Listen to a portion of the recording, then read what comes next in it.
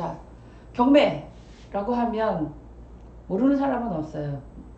그런데 경매라고 하면은 가지고 있는 오해들이 좀 심한 것 같고, 제대로 경매에 대해서 알지 못하면서 오해를 가지고 있는 바람에, 내지는 본인은 경매에 대해서 어느 정도는 좀 알고 있다고 생각하지만 잘 모르고 있는 바람에 일어나는 손해. 그래서 경매란 무엇인가, 경매에 대해서 제가 나름 지금 한 20년 다 돼가는데요. 15년에서 20년 사이인데 15년이나 20년이나 뭐 중요하지는 않다고 생각해요. 그래서 제가 이 현업을 하면서 많은 분들을 느끼면서, 경매의 이해 당사자는 결국 그 경매를 접근을 뭐 원해서 하시는 분도 있고 원하지 않으시는데 우연찮게 난 내 생에 경매는 없을 것이다, 뭐 나하고 상관없이 살아왔는데 어떻게 하다 보니까 경매를 알게 된 부류, 세 가지 부류가 있을 수 있어요. 네.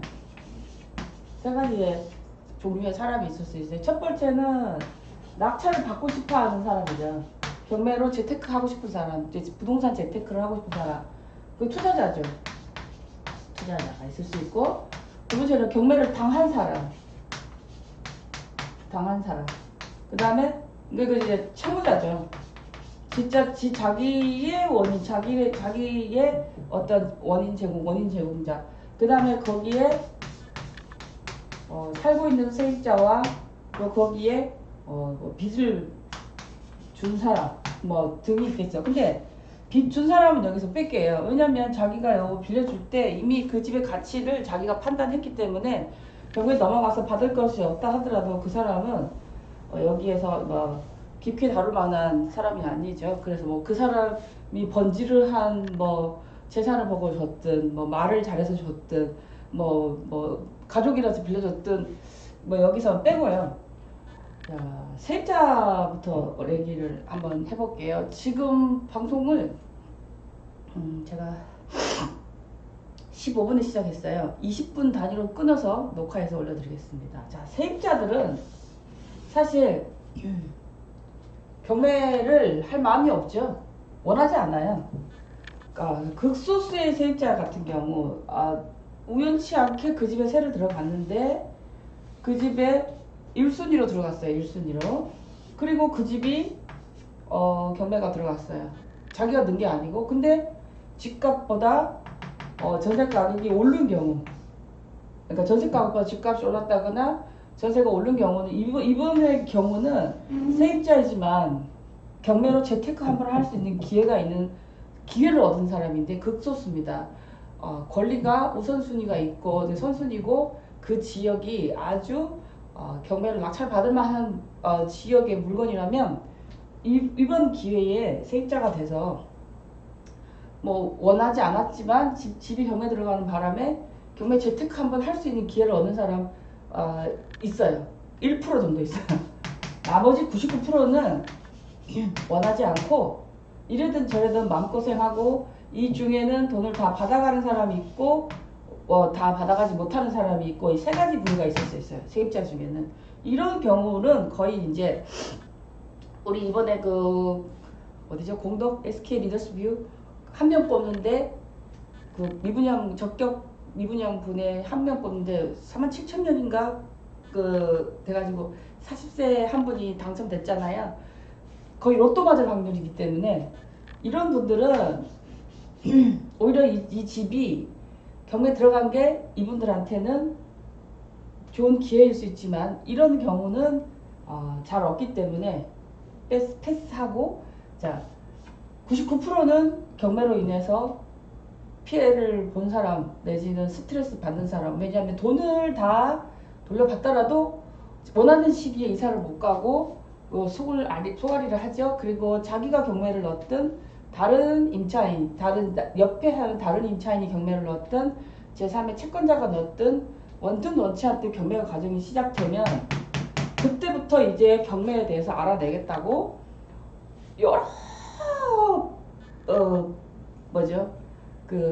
경로, 여러 루트를 통해서 제일 많이 하는 게 이제 네이버 지식인에 제일 많이 올라오는 게 도와주세요. 우리 집이 경매 넘어갔어요. 제 돈은 다 받을 수 있을까요? 라는 질문을 올렸어요.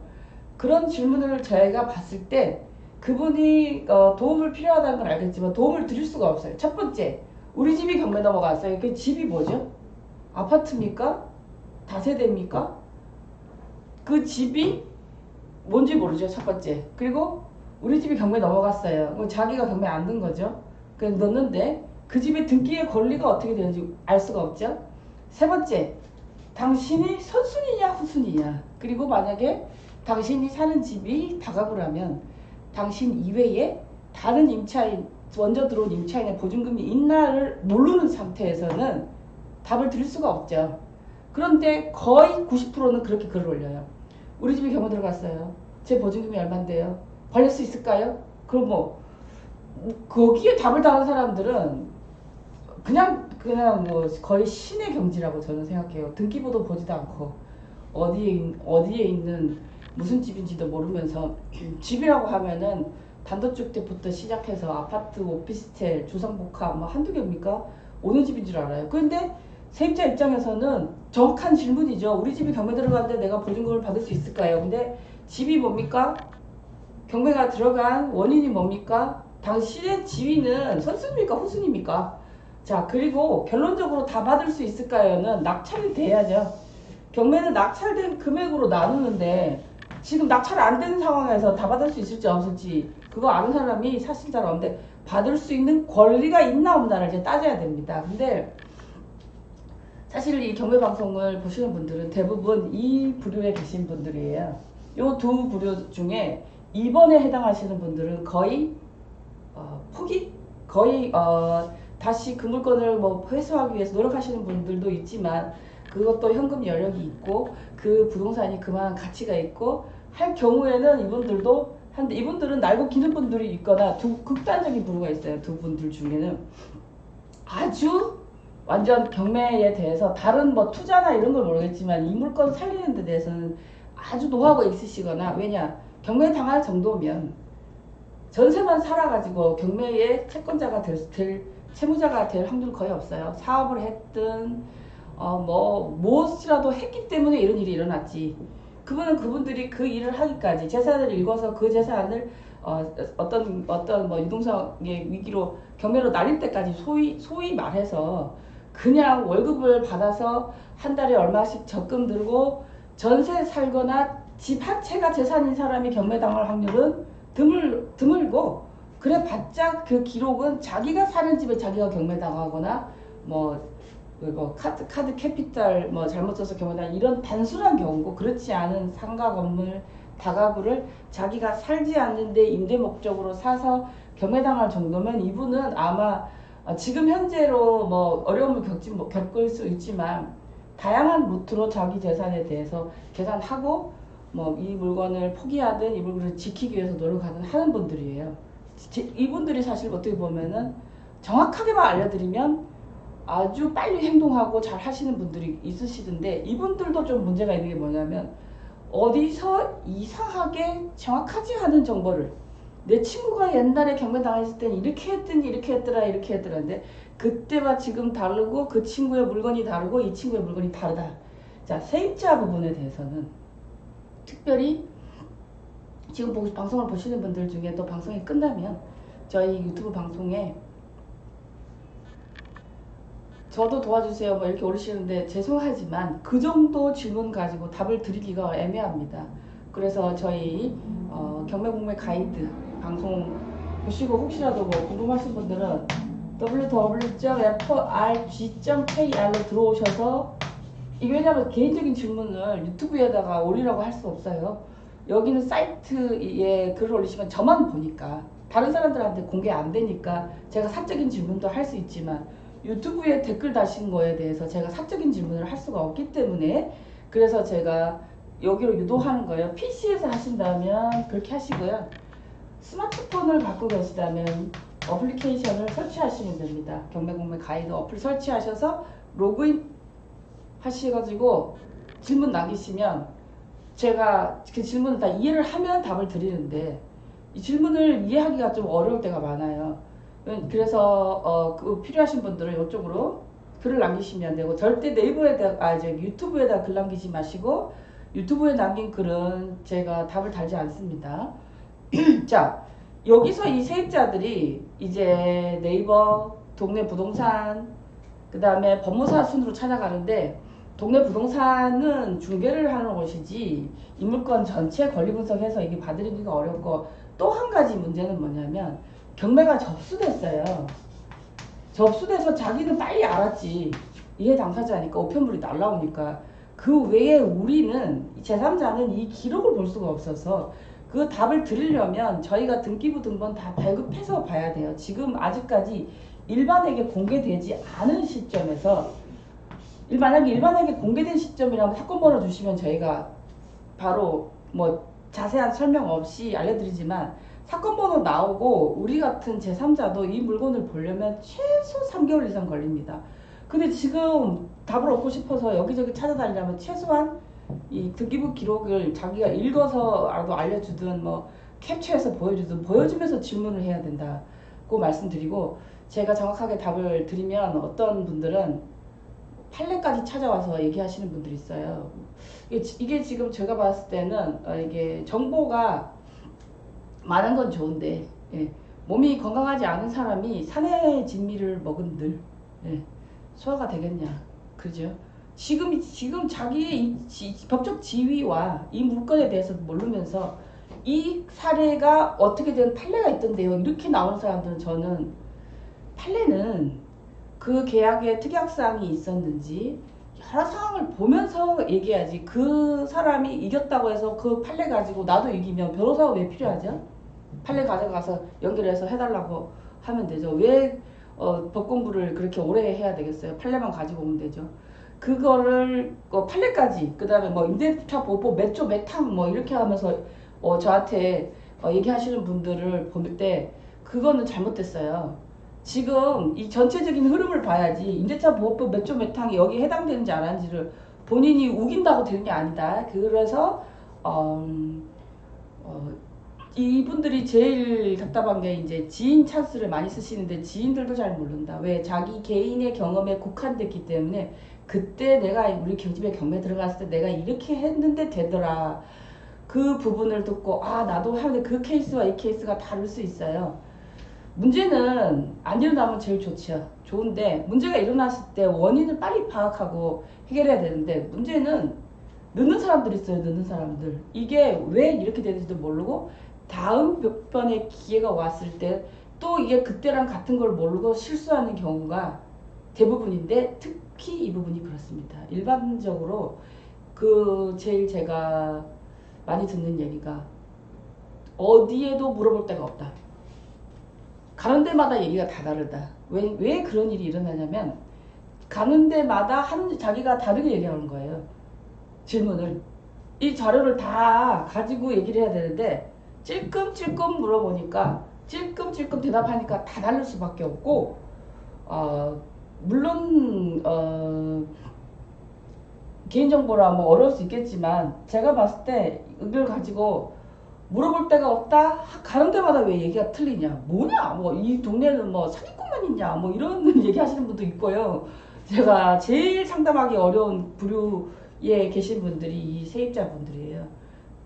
부동산 경매를 내 인생에 나는 경매랑 무관하게 살아왔는데 난데없이 집주인의 잘못으로, 내지는 집값이 내리는 바람에, 집주인은 잘못한 게 없는데 집값과 전세값이 내리는 바람에 이 가격에 들어올 사람이 없는 바람에 이제 경매로 넣어야 된다면 경매는 누가 받아줘야 될 거 아니에요? 그런데 지금 이 집이 낙찰이 얼마에 되고 있는지를 대해서 좀 알아보라 그러면 내가 이걸 왜 보냐? 지금 이 연락 안 되는 이 집주인하고 법정 이자를 15%를 받을 거냐 5%를 받을 거냐 판결을 해서 이기가지고 판결문을 받으면 뭐합니까? 낙찰이 얼마 되는까지 봐야죠. 이 판결문 이 돈은 아니단 말이에요. 판결문은 현금이 아니잖아요. 그 소송하느라고 시간 빼고 이 집주인한테 내가 이 피해를 어떻게 보상받을 것이냐에 대해서 몰입된 나머지 낙찰가 좀 봐가면서 하라고 해도 얘기를 안 들으시는데, 낙찰가를 봐야 돼요. 왜냐? 이 주위에 이런 집들이 우리 집만 있냐고. 다른 사람들하고 경쟁해서 낙찰자, 투자자들한테 투자자의 돈이 여기에 와서 이제 이 사람이 손을 들었죠. 그러면 이 사람 돈이 여기에 수혈돼서 이 돈으로 지금 받아가는 거잖아요. 이 판결문은 이걸 받을 수 있는 권한이에요. 권한. 자, 권한.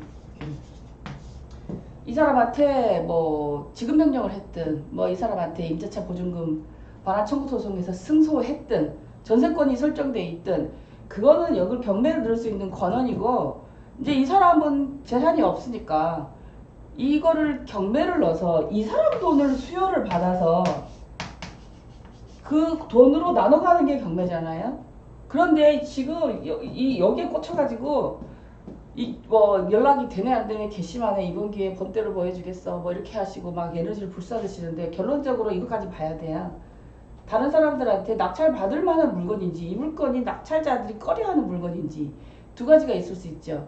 권리가 너무 까다로워서 낙찰자들이 싫어하는 이유. 두 번째로는 그 지역이 이제 메리트가 없어서 낙찰자들이 싫어하는 이유. 두 가지가 있을 수 있는데 권리가 까다로우면 왜 낙찰자들이 싫어한가? 그거에 대해서도 또 얘기해 볼게요. 몇 분입니까? 5분 더 하고 다시 다음 얘기를 넘어갈게요.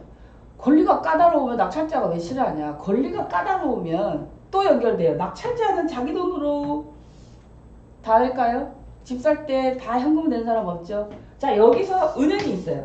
자, 이 은행은 이제 이 사람한테 문제가 생겼던 거를 끊고 이 사람한테 이 집을 사는데 빌려주겠죠. 왜? 낙찰자는 이 사람보다 신용이 좋고 낙찰자는 이제 새로운 고객이죠. 그러면 낙찰자는 또 이 물건을 가지고 이 경매 물건을 가지고 은행에서 대출을 받아서 이 돈을 받아서 잔금을 내면은 이 돈을 받아서 이 사람 받아갈 텐데 특수 권리 물건은 은행에서 대출이 안 나와요 또. 자, 그러면 세 사람 중에 한 명은 낙찰 받겠지만 두 명은 포기하겠죠. 특수물건이 뭐 어째서 특수물건이라고 제가 얘기하면 이 물건 특수물건이라서 뭐 이렇게 얘기하면 받을 수 있나 없나에 너무 치중한 나머지 이거를 내가 왜 알아야 되냐. 낙찰가 여기서 제일 중요한 낙찰가예요.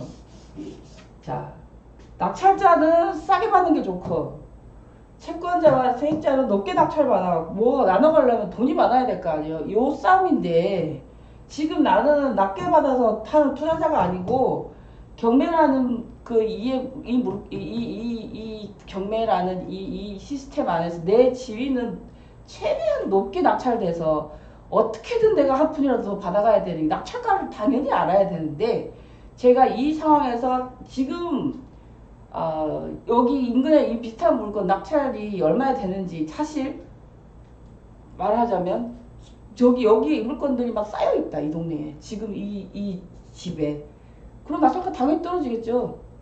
이 집에 물건이 아주 잘 안 나오는 지역인데 오랜만에 나와 낙찰가 올라가겠죠. 수요와 공급의 원리에 의해서. 그러면 낙찰가를 알아야 되고 인근에 이 물건이 최근에 얼마나 낙찰됐는지 알아야 되고 물건이 얼마나 나와 있는지를 알아야 되겠죠. 그래서 제가 낙찰가를 봐라 얘기하면 낙찰가를 왜 보냐에 대한 대답이 될 걸로 생각하고 권리가 까다로우면 은행에서 대출을 안 해줍니다. 왜? 다음에도 또 낮게 낙찰될 거니까요. 은행에서 돈 빌려줄 때 뭐 생각하겠죠? 이거 빌려줬을 때 다음에 또 경우에 넘어갔을 때 과연 이 돈이 회수되냐를 생각하지. 은행에서 이 돈 빌려줄 때 뭐 낙찰자 잘생긴 거, 뭐 낙찰자 재산 많은 거, 낙찰자가 이거 사서 돈이 남을까 안 남을까 생각하는 게 은행은 이 사람한테 돈을 빌려줄 때 안전하게 이 돈을 회수할 수 있을까 고생 안 하고 그걸 빌려주는데 그 특수권리 물건이 모르겠어요. 낙찰자가 낙찰받고 나서 이 특수권리 물건을 해결한다면 가능하겠죠. 근데 이 물건은 치명적으로 해결이 안 되는 물건이라면 은행에서는 또 대출을 작게 해주거나 안 해준단 말이에요. 그러니 낙찰가가 떨어지는 거죠. 그래서 세입자가 이 보증금을 돌려받기 위해서 낙찰가를 알아야 된다. 그런데 낙찰가 알아내는 게 어렵냐? 안 어렵다. pcfrg.kr에서 보시거나 스마트폰 어플리케이션 설치하셔서 인근에 지금 있는 이 최근에 여기 이 동네 분위기를 파악하셔야 되고 만약에 여기가 앞으로 지금 낙찰이라는 거는 이제 분위기를 많이 타거든요. 그래서 분위기가 안 좋지만 내가 여기 부동산에 좀 메리트가 있다면 이번에 세입자이지만 낙찰 받는 방법을 생각해 볼 수 있고 왜냐 그러면 지금은 손해났지만 나중에 집값이 오르면 손해를 만회할 수 있는 기회를 얻게 되죠. 그래서 그 득실을 따져보기 위해서 낙찰가를 봐야 된다. 세입자도 낙찰가를 봐야 된다. 그리고 정확한 정보를 얻기 위해서는 네이버 이런 데 지식인에 도와주세요 뭐 어째요 이렇게 답을 다시는 것보다는 왜 경매 접수되고 나서 짧은 기간 안에는 제3자는 말씀하시는 정보만 갖고 답을 드려야 되는데 그러니 하는 사람마다 얘기가 다르고 그럼 뭐냐 뭐 경매 여기는 뭐 룰도 없냐 뭐 이렇게 얘기하시는데 룰이 정확하게 있는데 정확한 룰을 아시려면은 정확한 상담을 받고 싶으신 분들은 개인정보이기 때문에 사적인 얘기가 많아서 유튜브에다가 댓글을 다시거나 네이버에 다시는 것보다는 여기에 다셔서 저희가 질문을 다시면 저한테 제가 대표이기 때문에 저한테 메일이 와요. 그러니까 문자가 와요. 누구누구가 질문했다. 그러면 제가 이제 보고 충분히 내가 이해할 만하다 뭐 싶으면 제가 답을 드리고 부족하다 싶으면 또 더 물어볼 수도 있겠죠. 근데 똑같이 답을 드려도 두 가지 반응이 달라요. 제 얘기를 듣고 또 딴 데 가서 그 말이 맞나 물어보러 가시는 분이 있고 근데 사실은 제 얘기를 듣고 딴 데 가서 물어볼 때 제 얘기에 반도 전달을 못하면서 그 사람 얘기 또 틀리면 봐라 김재희 대표 얘기 틀리네 또 이렇게 된단 말이죠. 그래서 자꾸 악수를 두는 거예요. 일은 일어났는데 정확하게 지금 판단을 해야 되는데 그 얘기를 듣고 또 옆에 가서 이게 이제 우리가 보면 이제 그 뭐 법조 쇼핑이라고 하죠. 요새 변호사 살 때도 그렇게 하신다는데 위임할 때도 여기서 이 얘기 약간 듣고 저 얘기 잠깐 듣고 가면 갈수록 내가 더 많이 아는 것 같으니까 제일 싼 가격을 제시하는 데 가서 하거나 자기가 셀프 소송하는 그런 그 쇼핑들이 요새 뭐 정보가 많은 시대이다 보니까 그리고 또 우리가 또 우리나라 사람들이 좀 똑똑하죠. 똑똑하다 보니까 이런 일이 자꾸 일어나는데 그 얘기를 듣고 진찰을 시켜서 어떻게 해야 되는지 전략을 짜야 되는데 듣고 내 얘기가 맞는지 또 동네 부동산에 가서 물어보고 또 동네 법무사에 가서 물어보다 보니까 시간은 자꾸 가고 여기서 제일 중요한 것은 여기 임차인도 마찬가지고 집주인도 마찬가지 낙찰자도 마찬가지고 경매는 강제로 진행하는 거기 때문에 절차와 도과기간 안에 그 기간을 놓쳐버리면 낙찰자도 마찬가지예요. 좀 이따가 나중에 다시 말씀드리겠지만 낙찰을 잘 받았나 못 받았나 빨리빨리 판단해서 잔금을 낼 것인가 아닐 것인가를 잘 판단해서 도과기간 나에 어떤 행동을 해야 되는데 날짜 다 놓쳐버리고 나중에 얘기하면 법원에서는 뭐라고 얘기하냐면 맞습니다. 그렇지만 도과기간 안에 뭐 하시고 이제 와서 이런 얘기 하시죠. 당신 얘기하시는 거는 맞지만 기간이 지났기 때문에 기각합니다. 이런 답변을 받는 거죠. 그래서 전체적인 어떤 룰 내지는 어떤 이 기본적인 법을 아신 다음에는 뭘 알아야 되냐면 절차와 도과기간을 알아야 돼요. 모든 것이 법원에서 코드를 하기 때문에 여기에서 매도자인 채무자와 매수자인 채권자의 재량에 의해서 하는 것이 아니고 법원 스케줄에 맞춰서 해야 되면은 법원 스케줄을 알아야 되죠. 비행기 출발을 타려면 비행기 시간을 알아야지. 내 시간에 맞춰서 비행기 탈 수 있는 상황이 아닌 분들은 경매는 그 지역의 물건이 뭐 도지사가 오더라도 도지사도 요 룰에 맞춰서 해야지. 도지사라고 뭐 경기도지사라고 내지는 뭐 서울시장이라고 마음대로 이거 할 수 있는 게 아니기 때문에 그 룰을 또 숙지해야 됩니다. 그래서 이 시간에 제가 20분 됐기 때문에 이제 끊고 이제 다음에 제가 정말 중요하게 생각하는 부분에 대해서 이번에는 낙찰차 편을 가지고 투자자 편에 대해서 방송을 해드리겠습니다.